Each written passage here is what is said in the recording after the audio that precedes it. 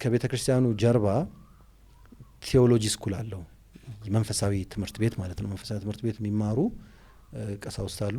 የተለየ አለባበስ አላቸው። የካቶሊክ እንትን የሚያለብሷቸው ቀሚስ ነገር ወገባቸው ላይ በነጭ የሚታሰር ባለ ሹል ኮፍያ እንትን ነገር አለቻቸው። የሚታወቅ የካቶሊክ የወንዶቹ ሴቶቹም ልክ እንደዚሁ አሉ። እዛ ግን ሴቶች አልነበሩም፣ ወንዶቹ ብቻ ነበር እዛ እንትን የሚያደርጉት እንዲሁ ለተለያዩ። ከዛ ደግሞ ቤተሰብ ከብት እርባታ አለው እዛ ገዳሙ ትልቅ ከብት እርባታ አለው። ለአካባቢ ማህበረሰብ ወተት ይሸጣል።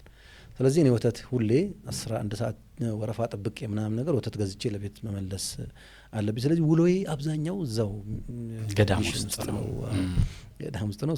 አንደኛ ክፍል እስከምገባ ድረስ እዛው ነበር። አንደኛ ክፍል ስገባ ፊት አውራሪ ሀብተ ጊዮርጊስ አንደኛና መለስተኛ ሁለተኛ ደረጃ ትምህርት ቤት የሚባል እሱም እንደዚሁ የሆነ ወንዝ ምናምን አቋርጠህ አንድ 3-4 ኪሎ ሜትር ሄደ የምትደርስበት ነው።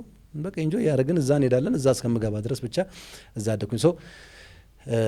ይሄ አንደኛው ሌላ ኢንቫይሮንመንት። አዎ በቃ እንደነገርኩ እዚህ ሙሉ ለሙሉ ሙስሊም ማህበረሰብ ነው። እዚህ ደግሞ ጭራሽ ተቃራኒ የሆነ የተለየ ነው። ግን ቤተሰባችን አላህ ይጠብቃቸው፣ እናቴን አላህ ይዘንላት፣ አክስቴን ማለት ነው እሷ ወደ አኺራ ሄዳለች።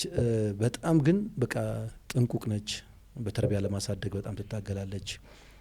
እርሊ ገና ልጆች እርሊ እያሉ ነው አባታቸው ጃሲን አላህ ይዘንላቸው ወደ አኺራ ሄዱት እና ቤተሰቡን ብቻዋን ነበር የምታሰራት።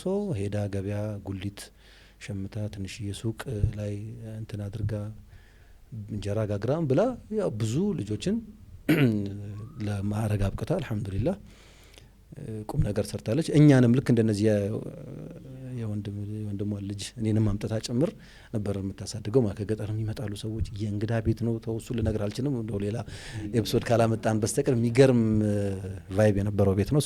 እዛ ቤት ውስጥ ነው ያደግነው።